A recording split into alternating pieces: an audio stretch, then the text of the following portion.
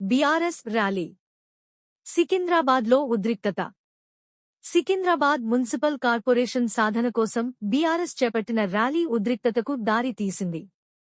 పోలీసులు ర్యాలీని అడ్డుకుని పలువురిని అరెస్టు చేశారు.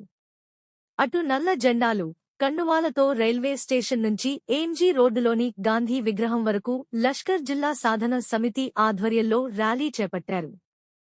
శాంతియుతంగా చేస్తున్న ర్యాలీని అడ్డుకుని ప్రశ్నించే గొంతుకలను అణిచివేస్తున్నారంటూ బీఆర్ఎస్ మండిపడింది.